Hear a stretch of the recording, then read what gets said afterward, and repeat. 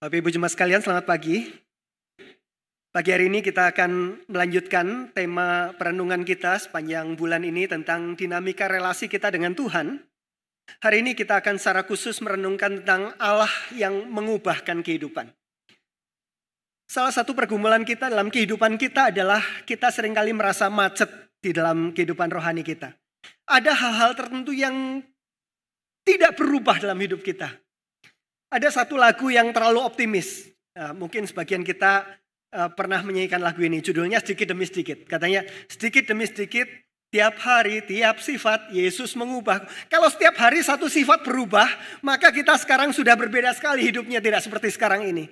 Kadang-kadang satu sifat lama sekali tidak berubah-berubah dalam hidup kita. Sudah bertahun-tahun macet terus di bidang-bidang tertentu. Ada dosa-dosa tertentu yang macet terus-menerus kita jatuh dalam dosa. Sehingga ada perkataan dosa-dosa favorit. Dosa-dosa di mana kita jatuh ke situ lagi, dosa ke situ lagi. Signature sin ya. Jadi dosa khas masing-masing kita. Berbeda-beda masing-masing kita. Dan juga kemacetan dalam relasi kita dengan Tuhan dan lain-lain. Kita akan membicarakan tentang Allah yang mengubahkan kehidupan.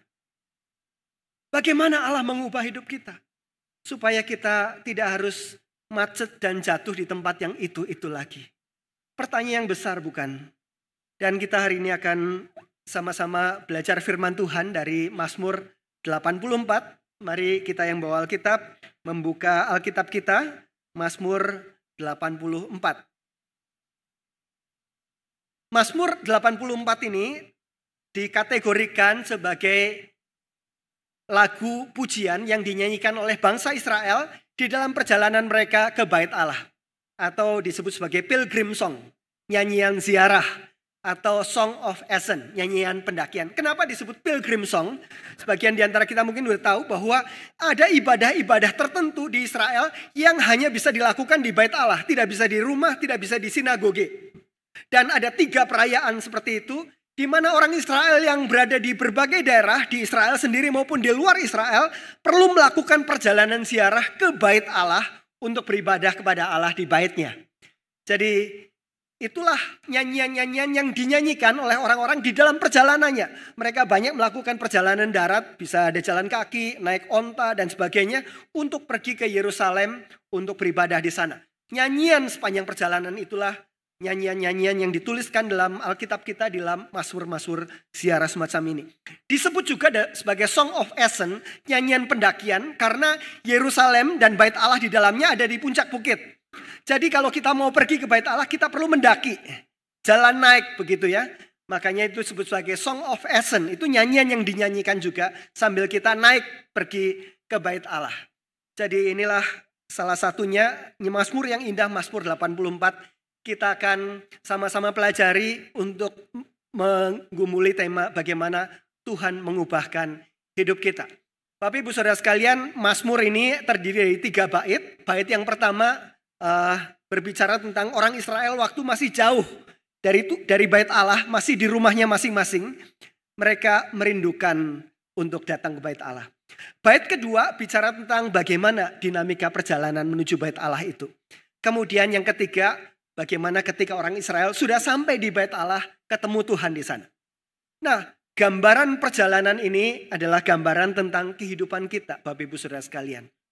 Mazmur ini dimulai dengan perkataan, betapa disenangi tempat kediaman-Mu ya Tuhan semesta alam. Jiwaku hancur karena merindukan pelataran-pelataran Tuhan, hatiku dan dagingku bersorak-sorai kepada Allah yang hidup. Apa yang sedang dibicarakan di sini? Ini berbicara tentang Tuhan, tempat kediaman Tuhan, bait Tuhan yang menjadi sumber kerinduan dari pemazmur. Kita tahu bahwa ini nyanyian ziarah. Nyanyian ziarah menuju Bait Allah. Dan Bapak Ibu Saudara sekalian, ini bukan saja berbicara tentang Bait Allah secara fisik. Waktu itu di Yerusalem, orang-orang pergi ke sana secara fisik, merindukan memuji Tuhan di Bait Allah. Tetapi nyanyian ziarah ini juga berbicara tentang ziarah kehidupan kita di dunia. Kita menjalani hidup kita yang singkat di dunia ini, sampai suatu saat nanti kita bertemu Tuhan, muka dengan muka, selama-lamanya, memuliakan Dia selama-lamanya di sana. Dan perjalanan hidup kita adalah perjalanan ziarah sampai kita bertemu dengan Tuhan. Jadi nyanyian ziarah ini adalah nyanyian hidup kita juga dalam kita hidup di dunia ini. Tetapi bukan saja perjumpaan dengan Tuhan di akhir hidup kita, tetapi juga perjumpaan dengan Tuhan di dalam keseharian hidup kita. Karena Tuhan tidak hanya menanti kita di sana, tetapi Tuhan bersama-sama dengan kita. Allah Immanuel itu berjumpa dengan kita di dalam keseharian hidup kita. Jadi nyanyian ziarah ini bercerita tentang bagaimana kehidupan kita di dalam relasinya dengan Tuhan. Dalam tema-tema ini kita akan menelusuri apa yang perlu diubah oleh Tuhan. Sehingga kita tidak perlu macet terus di dalam hal-hal tertentu dalam hidup kita. Mari Bapak Ibu Saudara sekalian, kita menghayati bait pertama ini bicara tentang kerinduan. Kerinduan dari pemazmur untuk berjumpa dengan Tuhan. Bapak Ibu Saudara sekalian, kadang-kadang kita belajar perjanjian lama dan kita melihat bahwa orang-orang Israel ini adalah orang-orang Israel yang penuh hukum, kemudian menjadi legalis. Aturannya ini, aturannya begitu dan sebagainya. Jadi kita memandang, apalagi ketika di dalam perjanjian baru kita ketemu dengan ahli Taurat, orang-orang Farisi begitu ya, yang bersoal jawab dengan Tuhan Yesus, Tuhan Yesus melanggar Sabat dan sebagainya.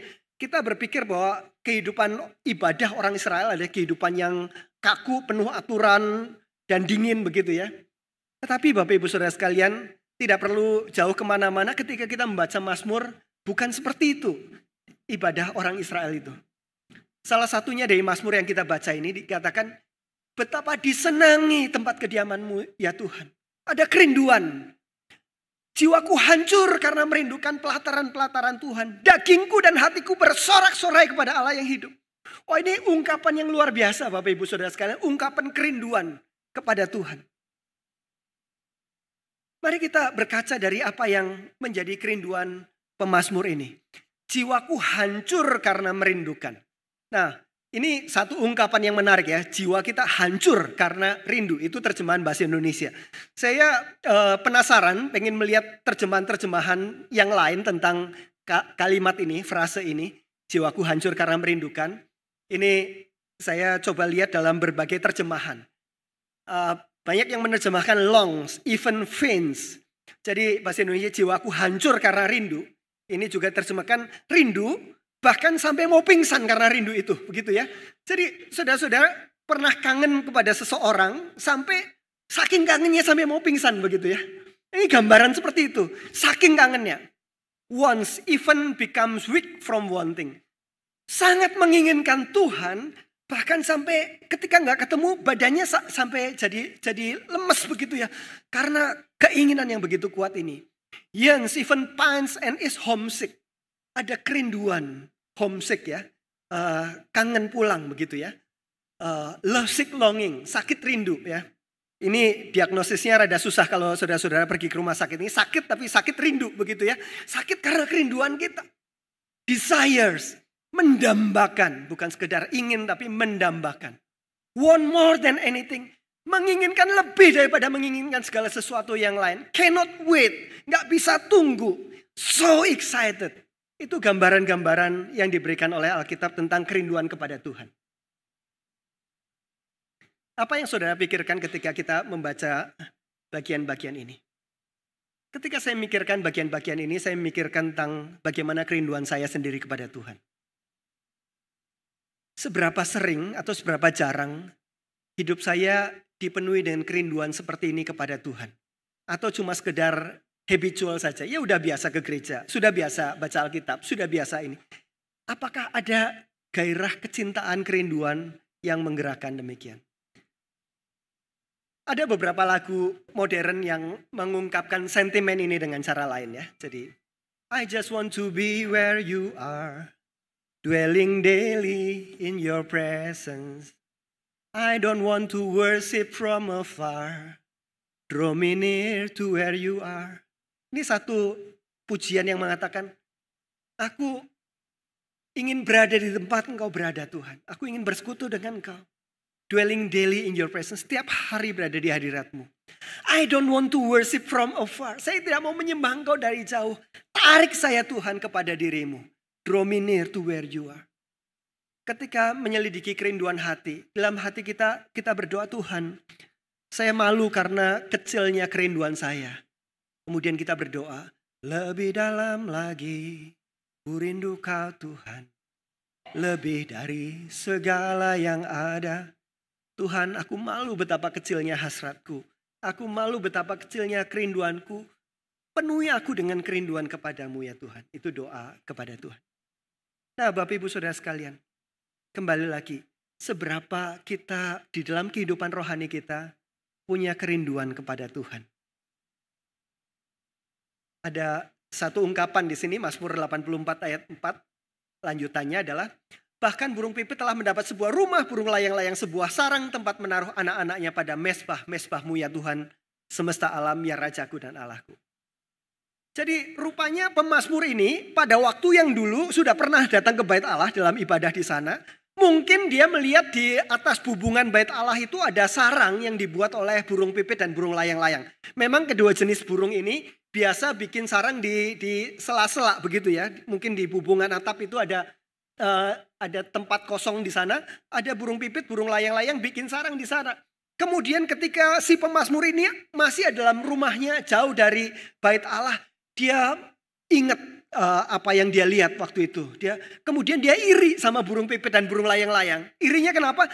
Karena burung pipit dan burung layang-layang setiap hari berada di depan altar itu, di depan mesbah Tuhan, di rumah Tuhan. Saya kok jauh dari Tuhan seperti ini. Jadi ini gambaran yang asli, gambaran yang ori dari kerinduan hati pemazmur ini. Dia iri kepada burung pipit dan burung layang-layang ini. Bapak Ibu Saudara sekalian, ada satu buku judulnya 10 Questions to Diagnose Your Spiritual Health. 10 pertanyaan untuk mendiagnosis kita itu sehat atau sedang sakit secara rohani. Bapak Ibu Saudara sekalian, kalau kita pergi ke dokter, kita biasanya ditanya pertanyaan-pertanyaan tertentu untuk mendiagnosis kita sakitnya apa begitu ya. Oh, saya sedang pusing dokter. Oh, pusingnya muter-muter, cenut-cenut, atau cekot-cekot, atau seperti apa begitu ya, ditanya biasanya begitu. Nah kemudian setelah kita menjawab, dia tanya mulainya kapan? Tadinya ngapain sebelum pusing, waktu mulai pusing apa yang terjadi dan sebagainya. Itu pertanyaan-pertanyaan diagnosis. Nah kalau kita mau mendiagnosis apakah kita sehat atau sakit secara rohani, ada 10 question, ada 10 pertanyaan. Dan pertanyaan pertama sudah tahu dalam buku ini, pertanyaannya adalah, apakah engkau haus akan Allah? Do you thirst for God? Bukan berapa sibuk kita di dalam kegiatan rohani, tetapi berapa haus kita akan Allah. Seberapa kita merasa kering kerontang dan ingin menikmati persekutuan dengan Tuhan yang sejati itu. Seberapa haus. Mari kita bertanya saat ini dalam ibadah ini. Tanyakan kepada hati kita masing-masing. Seberapa kita saat ini haus akan Allah. Seberapa kita love sick, sakit rindu untuk menikmati persekutuan dengan Tuhan yang sejati. Bukan sekedar habitual. Bapak Ibu Saudara sekalian, ini bukan isu pinggiran di dalam kekristenan kita. Tetapi ini adalah isu yang sentral. Kenapa? Karena Tuhan Yesus berkata ketika dia harus merangkum seluruh hukum Taurat dan kitab para nabi, dia berkata rangkumannya hukum yang terutama adalah cintai Tuhan, kasihlah Tuhan Allahmu. Dengan kecintaan seperti apa? Kecintaan dengan segenap hati, segenap jiwa, segenap akal budi, segenap kekuatanmu. Bapak Ibu Saudara sekalian, pernah kita mencintai seseorang dengan segenap itu?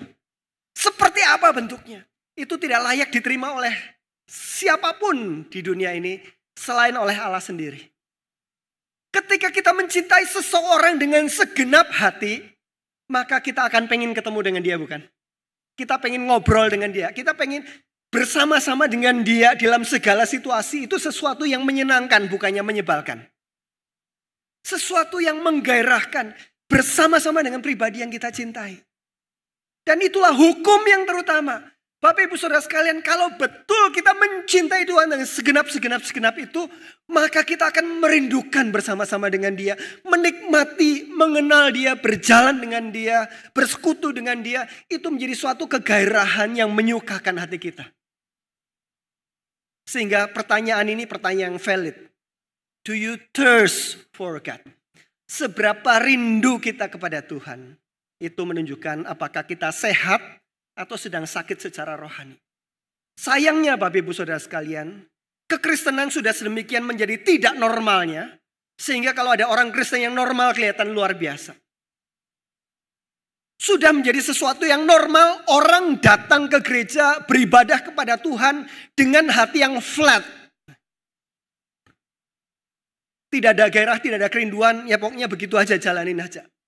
Bukan hanya datang ke gereja, tetapi bicara tentang persekutuan pribadi dengan Tuhan, baca Alkitab, doa dan sebagainya, flat. Dan itu udah normal.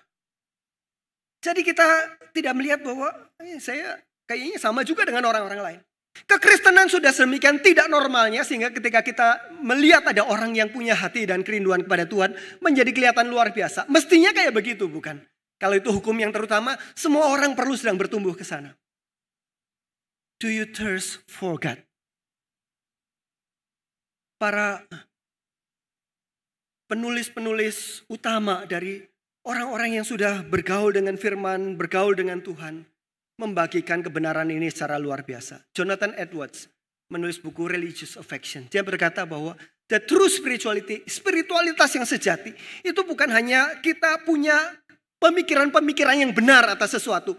Pemikiran yang benar itu penting, ya. Jadi kita punya ortodoksi, pemikiran yang benar itu penting. Tetapi Bapak Ibu Saudara sekalian, Yudas juga punya pemikiran yang benar. Dia mendengarkan khotbah terbaik. Dia dimuridkan oleh pemurid yang paling baik di dunia, yaitu Tuhan Yesus sendiri. Tetapi dia tetap menyangkal dan menjual Tuhan Yesus dengan 30 keping perak. Iblis juga tahu tentang Tuhan. Tahu sesuatu itu penting, tetapi itu tidak berhenti di sana. Ortodoksi itu harus menghasilkan ortopati. Pengenalan kita yang benar tentang Tuhan harus menggerakkan hati kita untuk mencintai Tuhan yang menyatakan diri dengan benar itu. Makanya true spirituality itu bukan dicirikan oleh pengetahuan atau keyakinan yang benar. Tetapi apakah pengetahuan dan keyakinan yang benar itu menghasilkan religious affection. Menghasilkan kecintaan kepada Tuhan. John Piper bilang desiring God. Bukan hanya knowing God. Tetapi juga desiring God. Mendambakan Tuhan. Tozer bahkan bilang the pursuit of God. Kita mengejar Tuhan. Tuhan yang sudah menangkap kita, kita mengejar dia. Bapak Ibu Saudara sekalian, do you thirst for God? Apakah kita merindukan Tuhan? Mencintai Tuhan dengan seperti itu.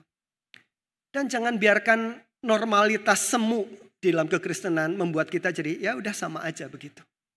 Tidak Bapak Ibu Saudara sekalian. Mari kita meminta kepada Tuhan, Tuhan, kalau ada sesuatu yang aku mau minta Engkau ubah dalam hidup saya, maka perubahannya ini adalah perubahan di dalam hidup saya dari menjalankan banyak hal secara kebiasaan atau keharusan, menjadi melakukan sesuatu karena hasrat yang kudus di dalam diri kita.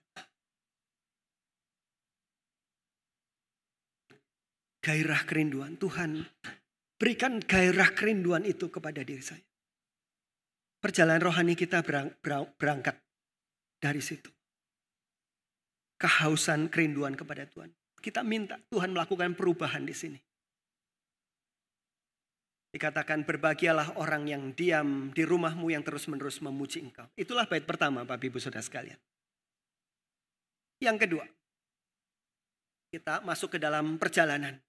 Orang yang merindukan Tuhan akan melakukan perjalanan mencari Tuhan. Bagaimana dinamika perjalanannya ini kita melihat. Berbahagialah manusia yang kekuatannya di dalam Engkau yang berhasrat mengadakan ziarah. Berbahagialah manusia yang mencari Tuhan. Merindukan supaya Tuhan makin nyata di dalam hidupnya. Persekutuannya makin intim hidupnya dengan Tuhan. Berbahagialah manusia yang seperti ini. Orang-orang yang melakukan perjalanan ini. Dan kemudian pemazmur menceritakan tentang perjalanan itu. Ada beberapa hal yang menarik. Yang pertama, hal yang menarik pertama kita bisa dapati dalam ayat selanjutnya, yaitu ayat 7.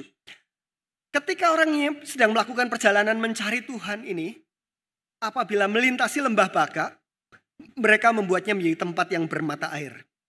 Nah ini apa maksudnya di sini? Lembah Baka ini adalah suatu tempat yang tidak ada tempat yang namanya itu di Israel sana. Lalu apa yang dimaksud? Namanya ini puisi ya, Mazmur ini adalah sebuah puisi. Dan puisi ini menggunakan beberapa permainan kata. Kata baka di sini mirip ucapannya dengan kata bakah. Bakah dalam bahasa Ibrani itu berarti tangisan. Lembah baka itu lembah air mata artinya. Di dalam perjalanan kita untuk semakin akrab dengan Tuhan, intim dengan Tuhan, bersekutu dengan Tuhan, kadang-kadang kita berjumpa dengan orang-orang yang sedang berada dalam lembah air mata, dalam kesedihan karena berbagai hal. Kerinduan, kegairahan kita akan Tuhan dan sebagainya itu akan berjumpa dengan lembah baka orang-orang di sekitar kita. Dan kita akan menjadikannya menjadi tempat yang bermata air. Kerinduan kita akan menolong kondisi mereka, membuat lembah air mata menjadi tempat yang bermata air. Dan kadang-kadang ini bukan lembah air matanya orang lain. Kadang-kadang lembah air mata kita sendiri juga. Tetapi kerinduan kita kepada Tuhan itu terus menuntun kita untuk melewati lembah air mata itu menjadi lembah yang bermata air. Bahkan hujan pada awal musim menyelubunginya dengan berkat.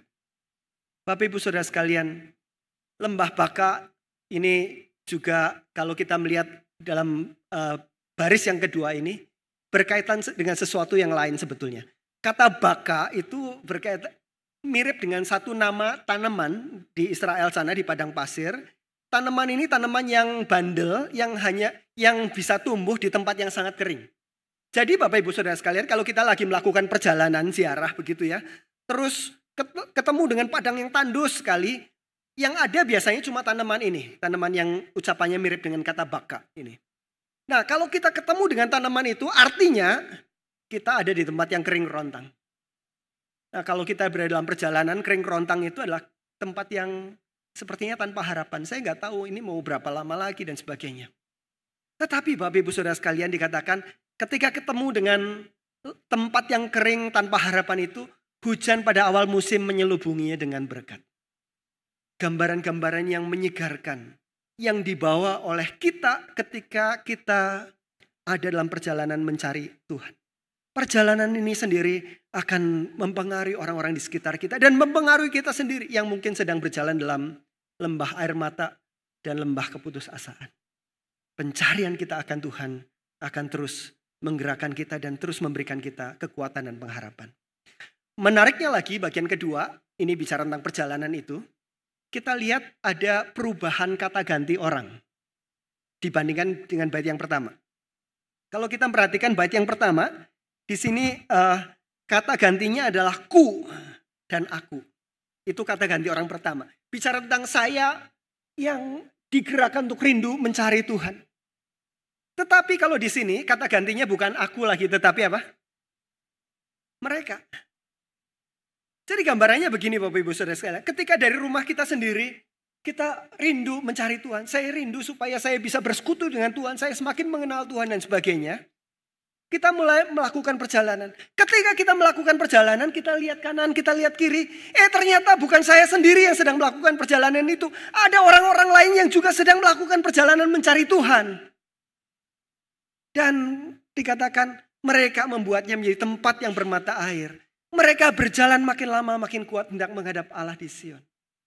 Perjalanan untuk semakin dekat ke hati Tuhan ini bukan perjalanan sendirian saja. Tapi perjalanan bersama-sama dengan orang lain. Bapak Ibu pikirkan begini, kalau kita sungguh-sungguh sebagai seorang pilgrim, seorang musafir yang sedang melakukan perjalanan ke Bait Allah, perjalanan darat, Bapak Ibu akan melewati beberapa malam di tengah jalan dan melewati terik panas siang hari. Bapak Ibu perlu bersama-sama dengan orang-orang lain. Dan ketika malam tiba mungkin kita membuat perapian karena malam di sana bisa sangat dingin. Dan kita berkumpul bersama dengan para musafir yang lain. Kita mungkin bertukar cerita, perjalanan hidup dan sebagainya di situ. Bapak Ibu Saudara sekalian, inilah gambaran tentang perjalanan hidup rohani kita dengan Tuhan. Kenapa kita sering macet? Tadi pertama, karena kita tidak merindukan Tuhan. Kita flat begitu saja. Hati kita cuma sekedar keharusan atau kebiasaan.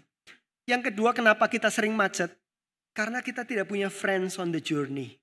Sahabat-sahabat perjalanan yang akan mendorong kita. Gairah dan kerinduan mereka mendorong kita untuk terus juga mencari Tuhan. Akhirnya ketika kita redup, maka reduplah kita, habislah kita di situ. Tetapi ketika kita berjumpa dengan orang lain, kita akan didorong terus untuk melakukan perjalanan ini. A.W. Tozer menuliskan, aku mencari the fellowship of the burning heart.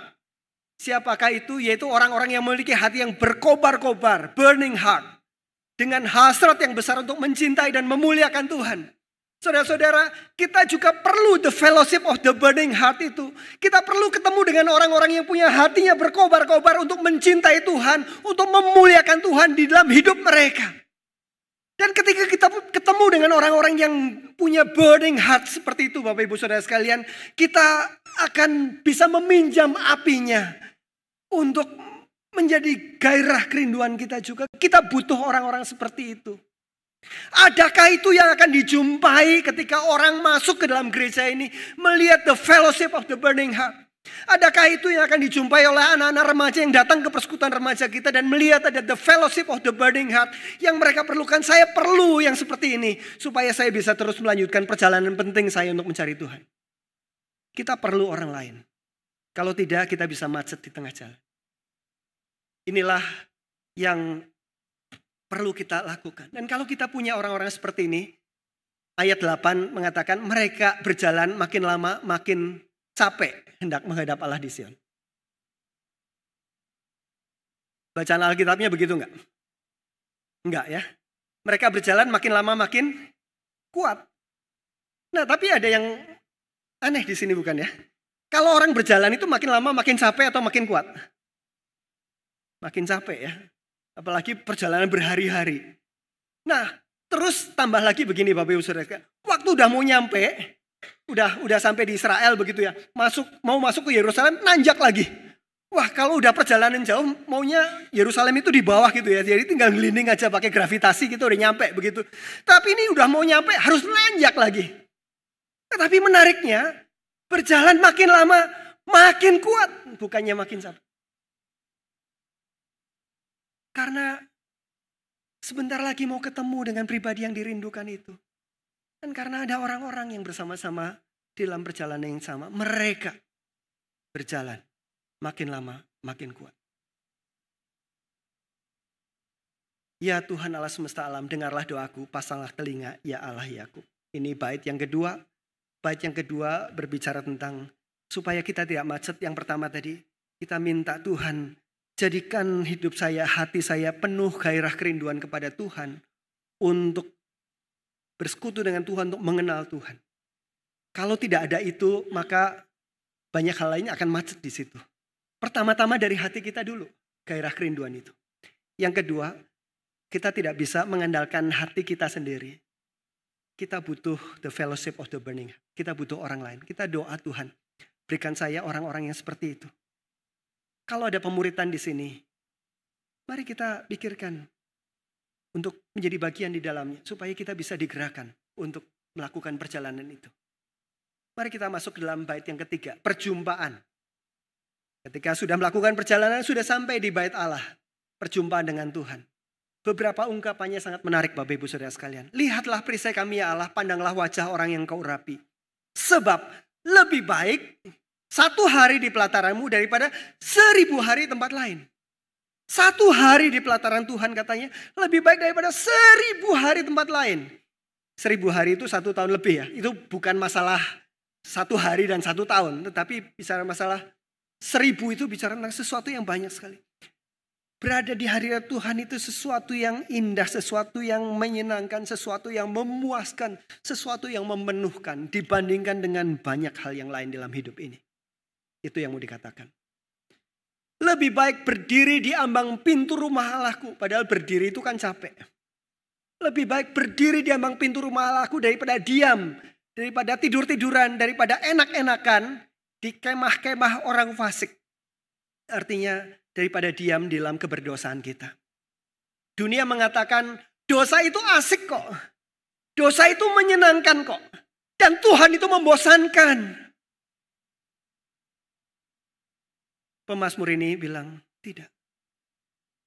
Tuhan itu menyukakan memenuhkan. Lebih baik berdiri di ambang pintu rumah Allahku daripada diam di kemah-kemah orang fasik di dalam keberdosaannya. Tuhan itu memuaskan hatinya. Lebih daripada yang bisa ditawarkan oleh dosa manapun. Dosa menjanjikan kenikmatan. Dosa menjanjikan keenakan. Dosa menjanjikan sesuatu yang kita pikir bisa memenuhkan hidup kita. Tetapi ada sesuatu yang lebih real daripada itu, yaitu hadirat Tuhan sendiri. Dan ini hanya bisa dialami, hanya bisa dikatakan oleh orang-orang yang mengalami hadirat Tuhan.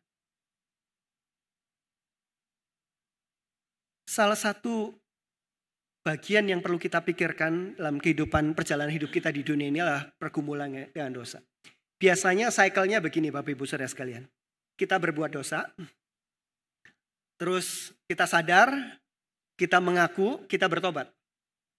Sesudah itu kita mengalami pengampunan Tuhan dan bertahan sekian lama. Sehari, 2 hari, seminggu, 2 minggu, 1 bulan begitu ya. Kemudian kita jatuh ke dalam dosa yang kira-kira dosanya mirip-mirip lagi. Kita mengaku dosa lagi. Bertobat. Kita diampuni. Kemudian kita bertahan. Sekian lama, jatuh lagi. Itu namanya orang Kristen tomat.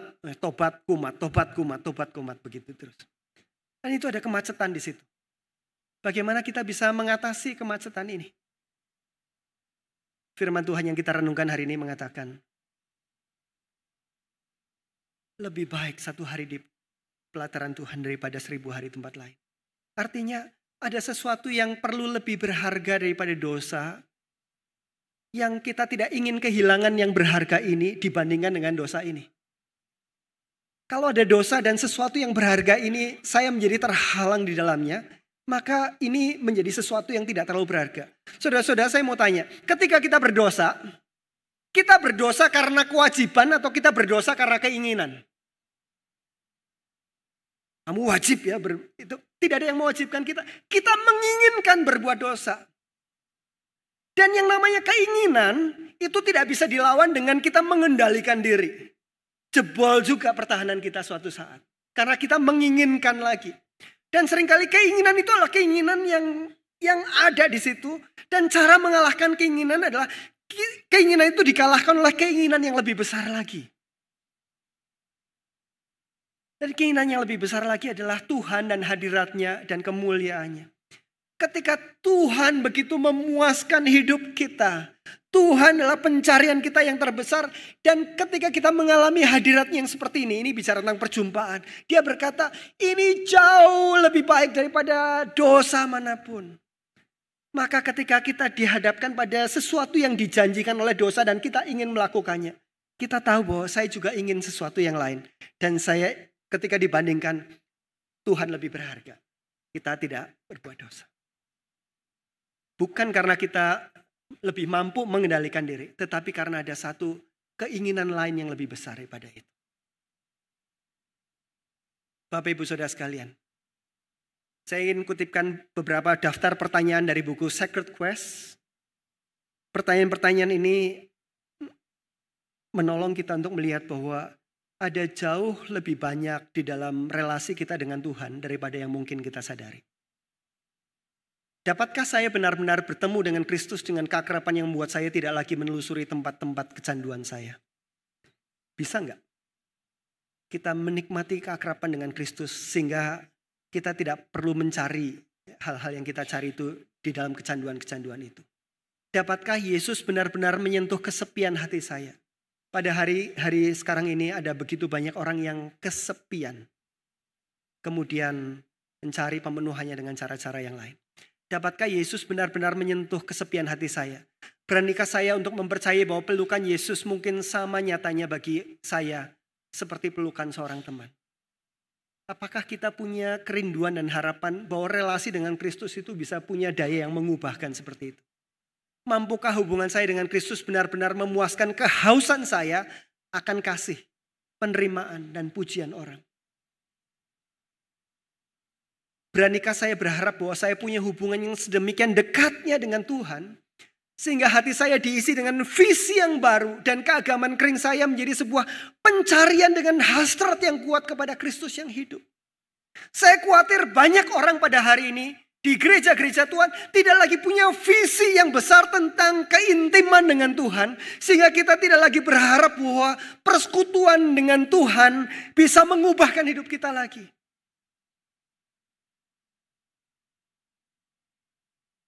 Visi yang baru tentang persekutuan dan keintiman dengan Tuhan akan menggairahkan kehidupan keagamaan kita yang kering.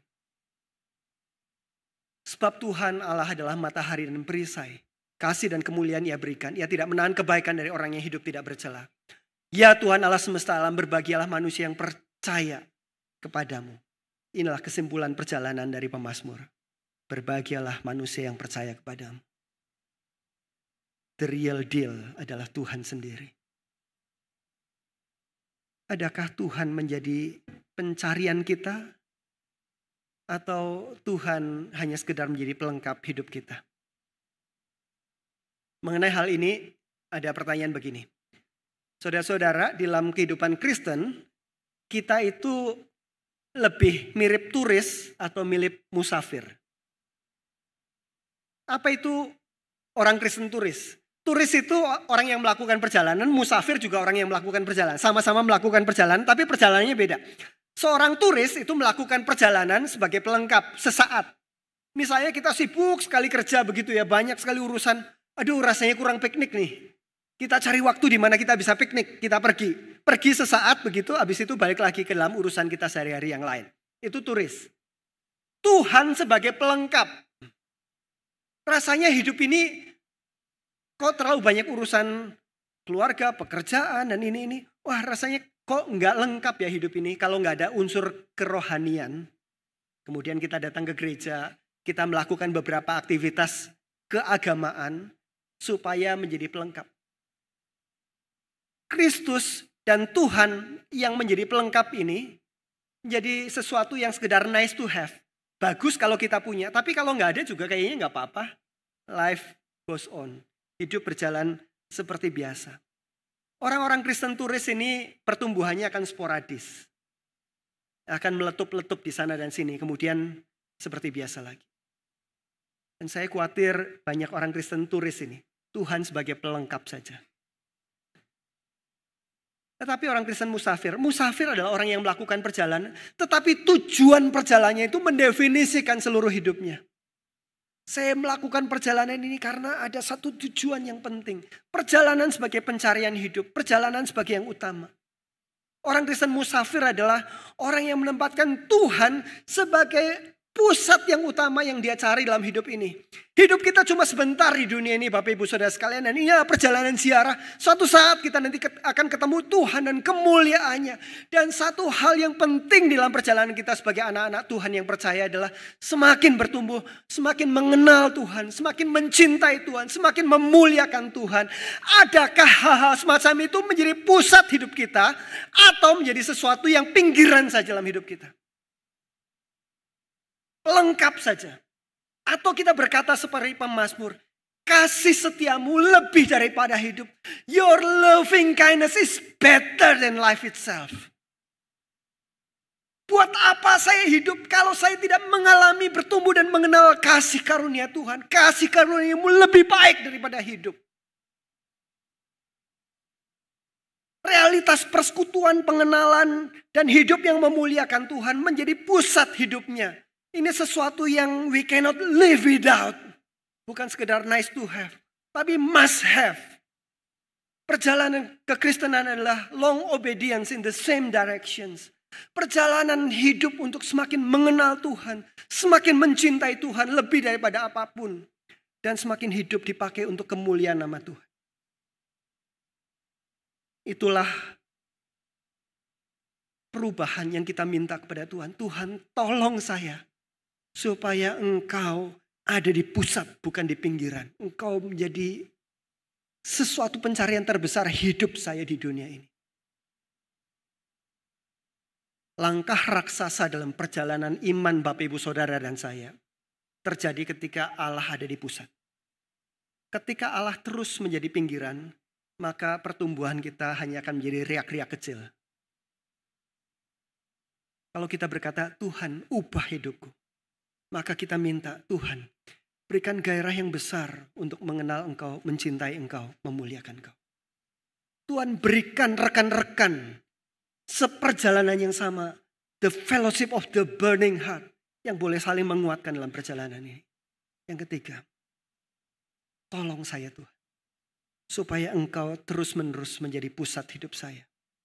Kita akan gagal, berhasil, jatuh, bangun. Tuhan terus menjadi pusat hidup saya. Bapak Ibu Saudara sekalian, tanpa ini hidup kita akan terus berputar-putar di tempat itu saja. Kekristenan kita, iman kita tidak akan berjalan terlalu jauh. Mari Bapak Ibu Saudara sekalian, kita berkata kepada Tuhan, Tuhan, tolong saya punya kehidupan yang kayak begitu. Saya tidak dapat melakukannya sendiri. Hanya Engkau Tuhan yang dapat menarik saya kepada diri-Mu. Mari kita pakai doa melalui lagu ini. Kita akan menyanyikannya bersama-sama. Satu hal yang kurindu, sungguh-sungguh katakan pada Tuhan, Tuhan, kalau saya mau meminta satu saja kepada Tuhan, inilah satu yang ku minta kepada Tuhan. Supaya Engkau menjadi pusat hidup saya. Mari kita naikkan lagu ini sebagai doa kita kepada Tuhan.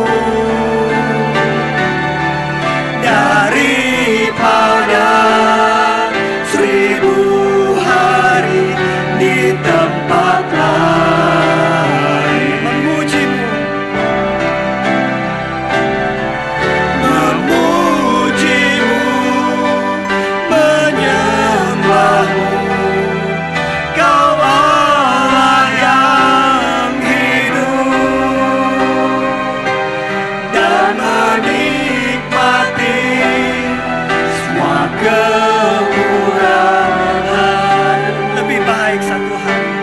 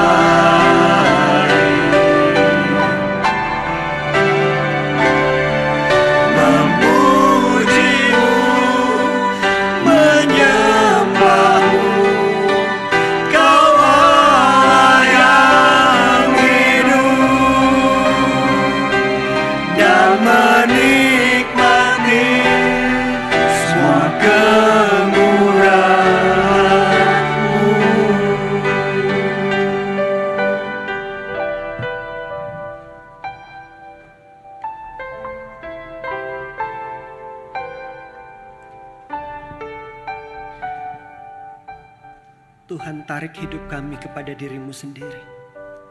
Berikan kami visi yang baru tentang persekutuan dengan Engkau. Berikan kami, tumbuhkan dalam diri kami gairah kerinduan yang besar untuk semakin mengenal Engkau, semakin mengenal firman-Mu. Supaya kami boleh semakin mencintai Engkau lebih daripada kami mencintai apapun di dunia ini. Dan bahwa supaya ambisi dan gairah kerinduan kami adalah supaya Engkau terus dimuliakan seumur hidup kami. Sampai kami berjumpa dengan Engkau muka dengan muka nanti. Di dalam Tuhan Yesus kami berdoa.